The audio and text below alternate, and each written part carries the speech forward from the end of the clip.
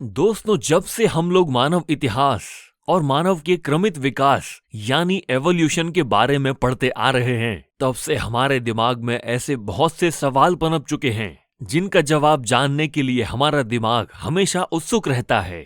आज से कुछ 300 से 400 साल पहले हम सिर्फ इस बात का ही अंदाजा लगाया करते थे कि आखिर धरती पर जीवन की शुरुआत किस तरह से हुई होगी और कैसे कैसे वह सभी जीव आगे जाकर विकसित हुए होंगे। आखिर कैसे बना होगा आदि मानव से आज का विकसित मानव, कैसी रही होगी ये लंबी और रोमांचक विकास यात्रा। ऐसे ही नए नए और विचित्र सवाल हम सभी के दिमाग में आते रहते हैं। एक दिन ऐसे ही जब मैं मानवता और एवोल्यूशन के बारे में सोच रहा था, तो मेरे मन में ये ख्याल आया कि आखिर आज से करोड़ों साल पहले एग्जिस्ट करने वाले जानवरों की हाइट इतनी ज्यादा क्यों हुआ करती थी और उसी के मुकाबले आज के जानवर सामान्यतः छोटे क्यों हैं। कुछ ऐसे ही सोचते हुए मेरे दिमाग में यह सवाल भी आया कि अगर हमारे सभी पूर्वज आज से तकरीबन 4 से 5 मिलियन साल पहले सिर्फ मांसाहारी जीवन पर ही निर्भर रहा करते थे, तो उनको ऐसी क्या जरूरत पड़ी कि उन्हें अचानक से शाकाहारी जीवन में आना पड़ा। अब मेरे ज़हन में इन सवालों का आना भी पूरी तरह जायज है, क्योंकि इतना तो हम सभी जानते हैं कि अगर हमारे पास किसी तरह के रिसोर्सेस का भंडार हो तो हम कभी भी किसी नई टेक्नोलॉजी को आमतौर पर डेवलप नहीं करते। और यह भी हम हमेशा से जानते हैं कि दुनिया में मांसाहारी जीवन जीने के लिए खाने का अंबार लगा हुआ है। फिर आखिर ऐसी कौन सी घटना घटी जिसके चलते हमारे पूर्वजों को अचानक से शाकाहारी भोजन की तरफ स्विच करना पड़ा। आज के इस वीडियो में हम आपको उन सभी अनसुने और अनकहे सवालों के जवाब देने वाले हैं जिनके बारे में शायद आपने कभी सोचा भले ही ना हो, पर उनके जवाब आपकी सोच बदल कर रख देंगे। तो ऐसे ही कुछ रोचक और विचित्र सवालों के जवाब जानने के लिए चलिए शुरू करते हैं आज के इस रोमांचक वीडियो को। वैसे तो हम लोग हमेशा अपनी कहानियों की शुरुआत आज से तकरीबन 3.5 बिलियन साल पहले से करते हैं, जब जीवन का निर्माण होना शुरू हुआ था। लेकिन आज का हमारा यह किस्सा शुरू होता है आज से लगभग 300 मिलियन साल पहले से, जब धरती पर डायनासोर से भी पहले ट्राइलोबिट्स का राज हुआ करता था। इनके बारे में बेसिकली आप ये समझ लीजिए कि ये हमारे सालों पुराने पूर्वज हैं, जिन्हें आप बड़े बड़े जानवरों की उपाधि पाने वाले सबसे पहले ऑर्गेनिज्म के नाम से जानते हैं। ट्राइलोबिट्स के प्रकट होने से पहले आमतौर पर ऑर्गेनिज्म की साइज सिर्फ 1.5 से 2 फीट हुआ करती थी, लेकिन इनकी उत्पत्ति के बाद से धरती पर 3 से 3.5 फुट के जानवर आने लगे हैं, जिसे आप सीधे सीधे यह कह सकते हैं कि इस दौर के बाद से जानवरों के आकार में भी वृद्धि होना शुरू हो गई। इसके बाद जो धरती पर जीवन के विकास की लहर दौड़ी, तो फिर उस लहर ने कभी भी पीछे मुड़कर नहीं देखा। देखते ही देखते 2 करोड़ सालों में यह 3 से 3.5 फीट के ट्राइलोबिट्स कब जाकर 85 फीट के ड्रेडनॉट्स में बदल गए, पता ही नहीं चला।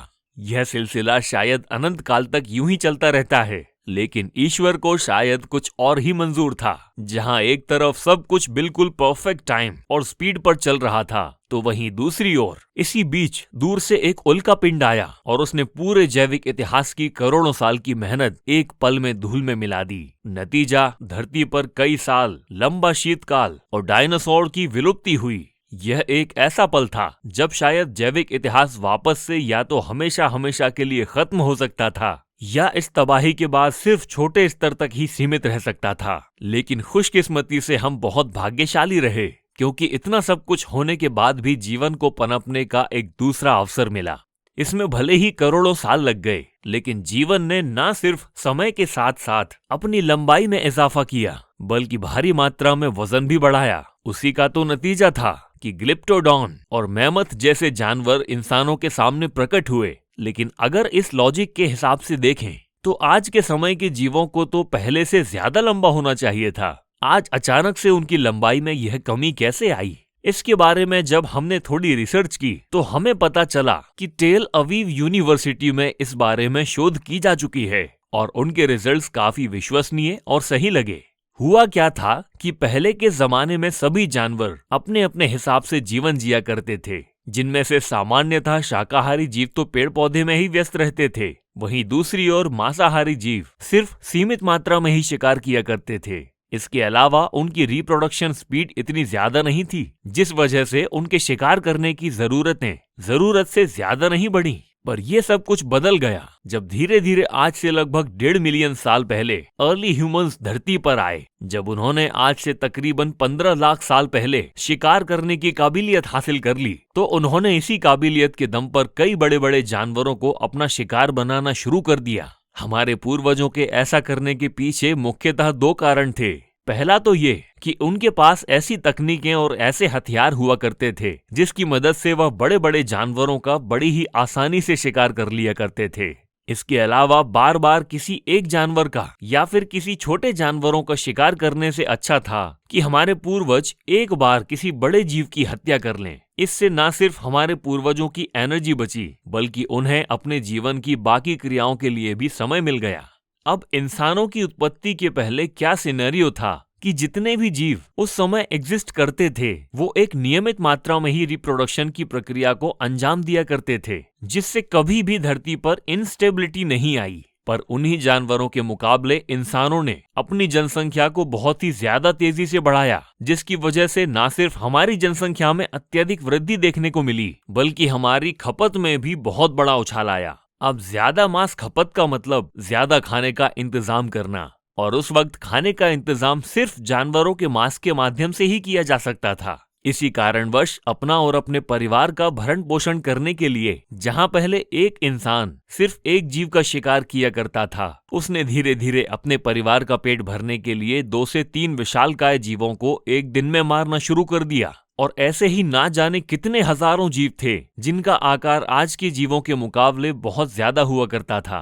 पर क्योंकि हम इंसानों ने उन्हें इतनी अधिक तेजी से मारा कि धीरे धीरे उनकी जनसंख्या धरती पर कम होने लगी, और फिर एक वक्त ऐसा भी आया जब ये पूरी तरह से धरती से विलुप्त हो गए। यही कारण है कि ज्यादा से ज्यादा जीव आज से तकरीबन 1.5 मिलियन साल पहले ही विलुप्त होना शुरू हो गए, क्योंकि दुर्भाग्यवश हमारे पूर्वजों ने ही उनकी हत्या के पैमाने को जरूरत से ज्यादा बढ़ा दिया। और अब जब विशालकाय जानवरों की जनसंख्या में कमी आ गई, तो जाहिर सी बात है कि एक वक्त ऐसा भी आएगा जब इंसानों को पेट काटने की आवश्यकता पड़ी होगी और उनके डेली न्यूट्रिशन में कमी आई होगी। पोषण में कमी का ये असर इंसानों के अलावा जानवरों में भी देखने को मिला। यह भी एक मुख्य कारण था कि धीरे धीरे जो जानवर पहले विशालकाय हुआ करते थे, उनका आकार पहले के मुकाबले अब कम हो गया। उदाहरण के लिए जैसे आज के शेरों के लिए यह अनुमान लगाया जाता है कि वह पहले के जमाने में 2 से 3 फीट या और भी ज्यादा लंबे हुआ करते थे, पर शायद पोषण में आने वाली कमी के कारण धीरे धीरे पीढ़ी दर पीढ़ी उनका आकार कम होता गया, और फिर एक समय ऐसा आया कि वो आज के जितने छोटे बनकर रह गए। हालांकि इंसानों को भी इससे काफी संघर्ष करना पड़ा। एक वक्त तो ऐसा भी आया होगा जब उनके आसपास के सारे जीव खत्म होते जा रहे थे। ये भी एक ऐसा पल था जब शायद पूरी मानव सभ्यता भुखमरी के कारण खत्म हो सकती थी। लेकिन कहा जाता है ना कि आवश्यकता ही आविष्कार की जननी होती है। ऐसा ही कुछ हम इंसानों के केस में भी हुआ, जब हमारे पूर्वजों ने यह देखा कि अब सिर्फ दूसरे जानवरों का मांस खाने के भरोसे उनका जीवन यापन संभव नहीं है, तो मजबूरी में ही सही उन्होंने एक ऐसे शांति प्रिय तरीके को खोज निकाला जिसके कारण आज दुनिया भर में लाखों किसान मौजूद हैं। और शिकार करने के उसी अल्टरनेटिव का नाम था फार्मिंग। जब हमारे पूर्वजों के पास खाना खाने के लिए भोजन की बहुत ज्यादा कमी आई, तो उनके पास किसी नए भोजन को खोजने के अलावा और कोई चारा नहीं बचा। मजबूरी में जब उन्होंने शुरुआत में पेड़ पौधों की ओर रुख मोड़ा, तो शुरुआत में भले ही उन्होंने जंगलों में मौजूद पहले ही उगे हुए फलों को खाया होगा, पर जब उन्हें इस बात का एहसास हुआ होगा कि इसे हम लोग एक परमानेंट खाने के स्रोत में भी इस्तेमाल कर सकते हैं, तो उन्होंने इसका सदुपयोग भी किया होगा। और इसी कारण प्रथा शुरू हुई खेती करने की और शाकाहारी जीवन जीने की। धीरे धीरे ज्यादा से ज्यादा लोग शाकाहारी जीवन की ओर अपना रुख मोड़ने लगे और दुनिया भर में खेती करने का और फलों और फूलों के भरोसे अपना जीवन यापन करने का कंसेप्ट काफी जोरों शोरों से फैल गया। समय के साथ साथ ये सभी व्यवहार एक ऐसी आदत में तब्दील हो गए कि धीरे धीरे इंसानों में भी 2 तरह के इंसान विभाजित हो गए। एक वह जो शाकाहारी बन गए और दूसरे वो जो मांसाहारी बन गए। इसके अलावा खेती ही वो इकलौता माध्यम था जिसने हम इंसानों को एहसास कराया कि जानवर हम इंसानों के लिए कितने जरूरी हैं। क्योंकि जब किसानों ने खेती करना शुरू किया, तभी उन्हें पता चला कि अगर हमें खेती को एक अलग मुकाम पर लेकर जाना है, तो हमें गाय और कुत्तों जैसे जानवरों की बहुत ज्यादा जरूरत पड़ेगी। ऐसा इसलिए क्योंकि जानवरों की मदद से जिस स्तर पर खेती की जा सकती थी, वो केवल इंसान के बल पर कर पाना असंभव है। बस ऐसे ही धीरे धीरे कुछ बदलाव आते गए, कुछ निर्माण होते गए और देखते ही देखते एक के बाद एक आज हजारों ऐसी खेतियां हैं जो पूरे धरती के हर कोने पर की जाती हैं। कौन सोच सकता था कि यह आपदाएं इंसानों के लिए खाने के एक नए अवसर को जन्म देंगी। और बस कुछ इसी तरह जन्म हुआ इंसानों के आधुनिक युग का। तो दोस्तों, आज की वीडियो में बस इतना ही। अगर इस वीडियो से आपको कुछ नया सीखने को मिला या फिर इंटरेस्टिंग लगा तो प्लीज इस वीडियो को लाइक करके अपने फैमिली और फ्रेंड्स में जरूर शेयर करें। और यदि आप हमारे चैनल पर नए हैं तो चैनल को सब्सक्राइब जरूर कीजिए। धन्यवाद।